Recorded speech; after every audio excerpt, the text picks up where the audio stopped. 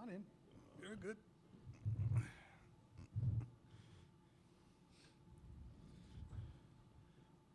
Couple of reminders here in the room. Anytime you ask a question for the first time to a new dais, please give your name and affiliation. Also a reminder that there's no flash photography or recording of any kind, including the cell phone and tablet use. All right, we're here at 11:50 with the Georgia Bulldogs. They're the number 9 seed in the Midwest region. They represent the Southeastern Conference. They will play number 9 Gonzaga tomorrow at 3:35. The head coach is Mike White. The men's basketball contact is Mike Mobley. We have Blue Kane and Silas Demery Jr. on the dais, and we'll go right to questions. Start in the back. What was it like making the SEC tournament what was it like making the March Madness tournament in the tough SEC conference you were in this season? Blue, you answer first, then Silas. You said, what was it like making the March Madness tournament and playing in the SEC? The SEC was a great conference. I mean, every game was a quad one opportunity. It was a lot of great teams. So every night was just opportunity to get better. And then making March Madness was just a blessing. Just excited to be here and looking forward to the opportunity. I say just playing in the SEC, you got a hard matchup every night. I think every Wednesday and Saturday, you can't take any game for granted. Because I think you look at some different conferences, like you might not get the chance to play a top 25 team every other night. So I think it was a lot of fun, and it tested us a lot throughout the year. And then just being in March Madness, I mean, it's kind of like a dream come true. I mean, I think it's a dream I've always had as a little kid. So be able to live it out and showcase my skills on this stage, I just can't wait to do it.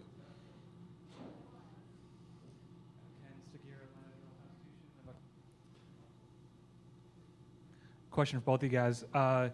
Can you, after making it back getting into the tournament for the first time in a long time for Georgia, what does this mean in terms of maybe establishing legitimacy for you guys as a program? Silas, you're first this time, please. Like you said, it's just growth. We appreciate being able to be in the NIT last year and then making the jump to be able to make it to the tournament this year.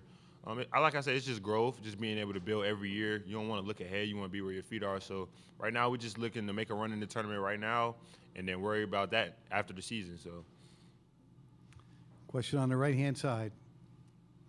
Kind of just piggybacking that off a little bit after kind of the season you guys have had where you started off hot, then you hit during the SEC play a little bit of the down and then finish strong. Just what is it like to be sitting up here in the NCAA tournament and, the fact that a lot of you guys haven't really been in a place like this before? Blue, lead us off, please. It's definitely awesome to be up here. Throughout the whole year, I thought our team stayed connected and responded well to good and bad. And we didn't get too high, didn't get too low. And we just always, like Silas said, where our feet are, and then just competed every night. Stay right there on the right-hand side.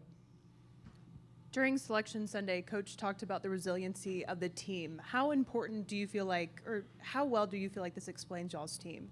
Silas? I would say resilience was a big part of our team. I think we went through 2 4-game losing streaks, and I think some teams can break during those times. I think we kind of grew together.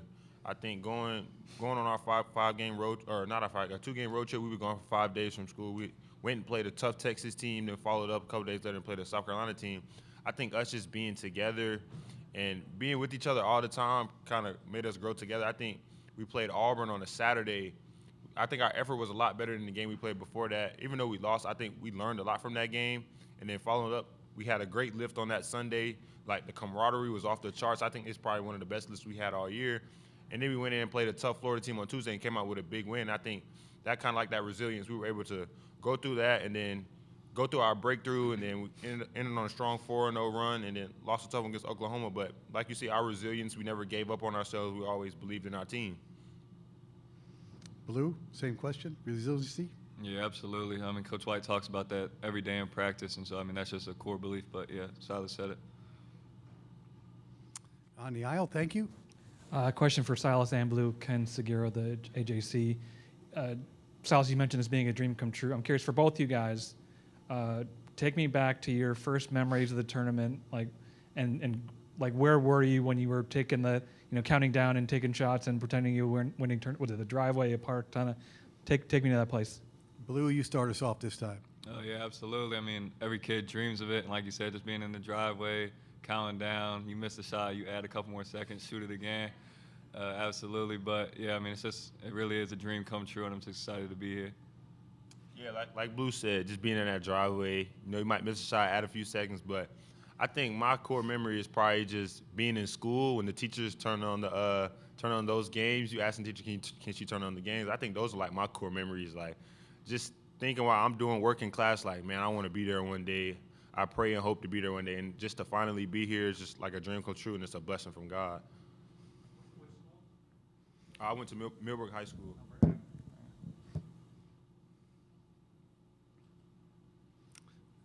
Right-hand side. I don't know if you guys pay attention to all like the history-wise, but Georgia hasn't been to the tournament in a while. Do you guys take that on your shoulder and kind of use it as a force, like, hey, we got to win? I think it's been almost 30 years since Georgia has won in the NCAA tournament. Silas first. I say we kind of don't weigh it on our shoulders. I think it's just, like you say, it's obviously a big-time moment to be in, but you want to take it as it's just another game. Just a game to have fun, a game to get better, just enjoy the team you have. Like, you don't want to put too much pressure on one game. Obviously, we haven't won a game in a long time. Everybody wants to win a game, but just to be here and to finally know that Georgia is kind of moving back in the right direction and this team has helped do that, I feel like we're in a good spot, and we're just going to go out with confidence tomorrow. Blue, about the history. What do you think? Yeah, I mean, it's definitely been a long time since we have been back here, but we're not just really satisfied being here. We're here to compete and win. So, I mean, yeah, we're just here to compete. All the way back. Hi, guys. Kind of building off that history question, Gonzaga's kind of a contrast where they've been 26 years in a row. What does that kind of say about the dominance of the program, and does that kind of change how you view, like, this team? Blue, please. Oh, yeah, I mean, they're definitely a very good program. They've had a lot of success over the year, a lot of great players, great coaching. But, I mean, again, we're just here to compete. We're not really worried about the name. Yeah, we're just here to compete. Silas, you want to talk about Gonzaga? They're a well-respected program. Like Blue said, we're just here to compete. Obviously, they have a history of making it to the Sweet 16. So I think we're just going out there, compete, put our best foot forward, not worry about the name, and just have fun, compete like Blue said.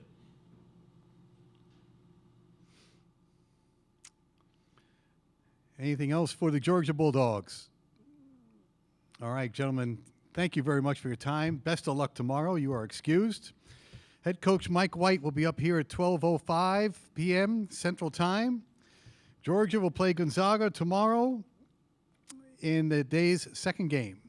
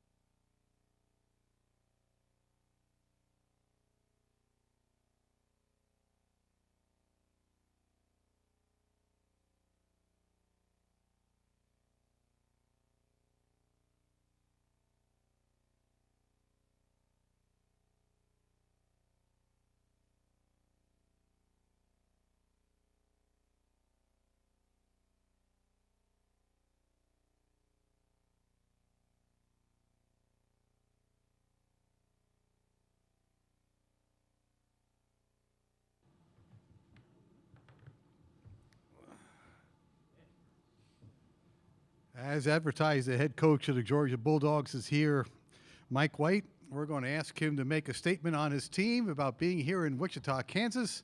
Then we'll go to questions. Mike, please. Great to be here. Our guys are excited. I'm excited. Our staff's excited. I know our fan base is excited. Chuck's excited. Ready to have a good shoot around today in this arena and then go over to Wichita and have a great practice. That's it. We couldn't be more excited about being here. And our approach has been good. Gonzaga's terrific. And we anticipate playing well and it being a great game. Thank you. Questions start right here on the aisle.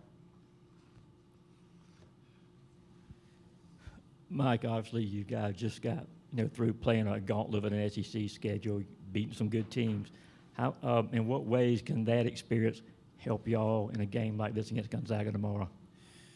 Yeah, I think it's prepared us to be as resilient as just about any team in the country, which is really unique for the lack of experience that our group has.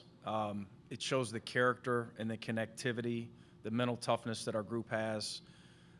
We'll respond to adversities, to runs. What does that mean for the outcome of the game? Who knows? But it's a resilient group, and you've got to be resilient in situations like this against really good teams on the big stage because adversities are coming. 2 questions on the left-hand side. Go.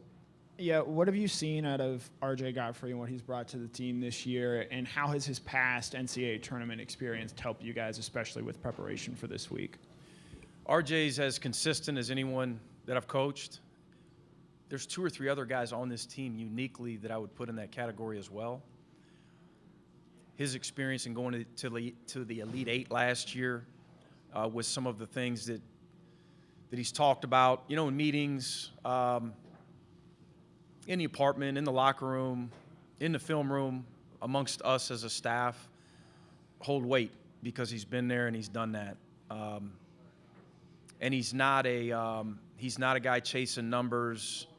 He makes winning plays. He's better than his numbers indicate. He's really valuable to this team and to this program. Yeah, Mike, you look at tomorrow and the stage and players rising to the occasion on the biggest stage. You look at Asa Newell. What is it about him that makes you believe he's ready for this big stage? He's unfazed. He has been since our first game. We knew a week in, probably a month in, that he was special. We're winding down here. He's never had a bad practice. He's never had a bad day. He's the same guy every day. He could start a game missing his first 4. He might make his next 4. His face expression is not going to change. He's still going to be compliant in terms of making winning plays, passing to the guy that's open, chasing offensive rebounds, closing out correctly. He's just he's a winning player. He's been a huge pleasure to coach. He's a great teammate. He is humility. He is consistency. He's a stud. Well, speaking of Asa, how much has it helped having his older brother on the team and helping him kind of navigate that spotlight as you kind of went through the season? Jaden's made a big impact on this program even before Asa got here, but he's been a positive impact on Asa, of course. He hasn't taken it easy on Asa, especially in that first couple weeks, 3-4 weeks of practice, where Asa knew he had his hands full, with other front court guys that have made him better, including his brother. And I'm sure there's a lot of mentorship that Jaden has provided to Asa that we're not even aware about, as a staff. Those guys spend a lot of time together. They live together. Got a beautiful family. And Asa, obviously, deservedly so, is in a lot of the headlines, right? And individually, he's a terrific player. But Jaden means a lot to this program as well. All right, we're here, then we're on the aisle, and then over on the right-hand side in that order. Go, please. Mike, obviously a big challenge from a backcourt and front court standpoint in this ball game, specifically about Gonzaga's front court. Those guys are very adept at drawing fouls. I mean, very physical around the rim. the challenge for your big guys, not to be able to still defend the rim, but not get in early foul trouble in this one.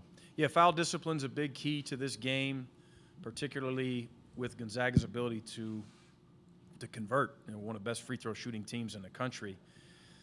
It's not just front court play; it's back court play as well. They've got guards that can make shots. Battle can sprint into him. He can drive it, create his own.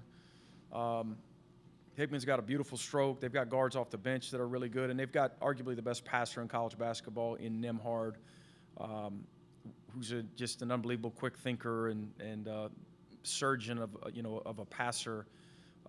Sees things before they happen, makes everyone around him better. Good speed, good player, just a really, really good player. And he makes those guys better.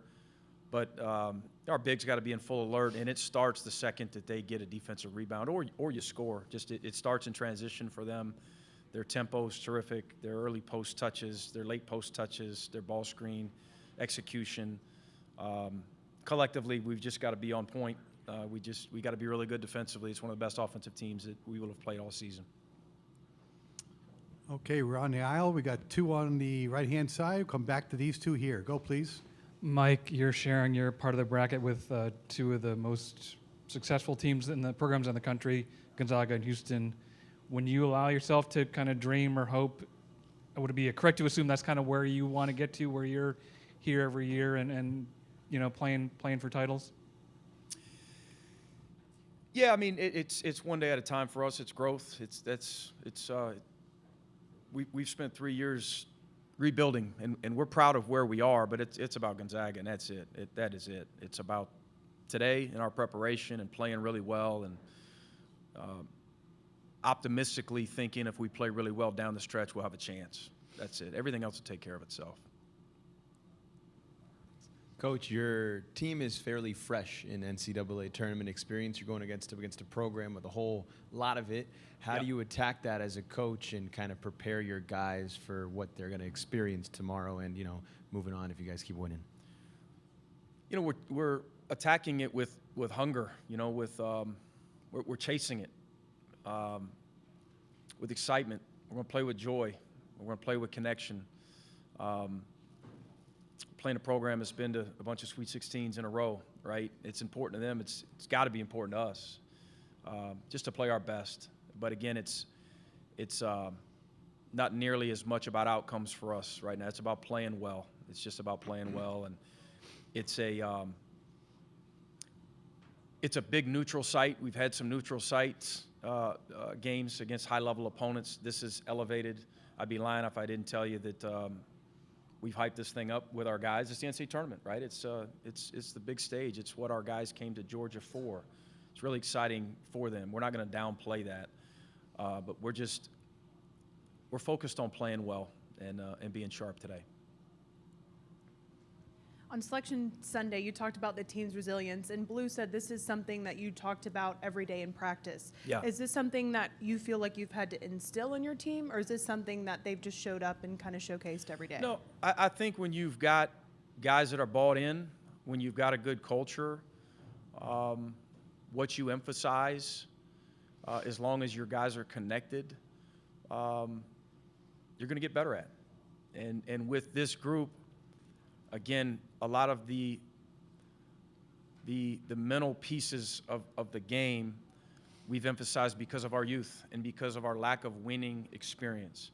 At the end of the day, it's the fact that Blue Kane and Silas Demery and Dylan James and Asa Newell and R.J. Godfrey and all these guys have embraced it and collectively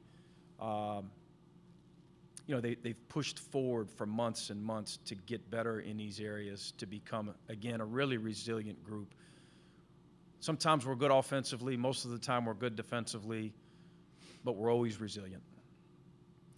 We have about 5 minutes left in this session. We have 2 questions up. Go, please. Hey, you mentioned Nembhard earlier, got some familiarity with that family. How far back do you go sort of knowing Ryan, and what stands out to you about his game? Oh, a long time. I'd have to get the calculator out. I've been around him since he was a young player, seen him play a bunch. Big fan of his game, big fan of his older brother's game, of course. We talk about our team's toughness and resilience. Both he and his brother have that. They just do. And it's been fun studying him these past 72 hours or so. And you watch. We're all college basketball fans, and you watched him over the years. But the more you watch him, the more you appreciate how tough he is, how smart he is, how he makes everyone around him better. We talk about Ace's ability to be unfazed and unflappable. That's what Ryan Nembhard is as well. He's just a heck of a player. That question was scratched. Anything else for the head coach? Yes, we're going right in the back. Mike, I know that you've seen a couple of Coach Few's teams, albeit it was a while ago, but how different or how similar is this Gonzaga team to the ones that you saw 8-9 years ago when you were at Florida in terms of the characteristics and style of play? Very similar, Mike, and I think that's one of the beauties of their program and what Coach Few's accomplished for a long time is their consistency. Probably with how they recruit, how they play, what they run, how they defend. It's been very consistent for a long time. I will tell you the one thing that sticks out that makes this team a little bit different than those other teams that we've competed against are the fact that there was probably more balance in their backcourt with three guards that were pretty similar as opposed to this team that's got a quarterback, and the nation's best passer next to some guys that score it, so they're a little bit more diverse, with their backcourt. Front court very similar, very deep, pounded inside, very efficient scoring twos at the rim. Another really good team.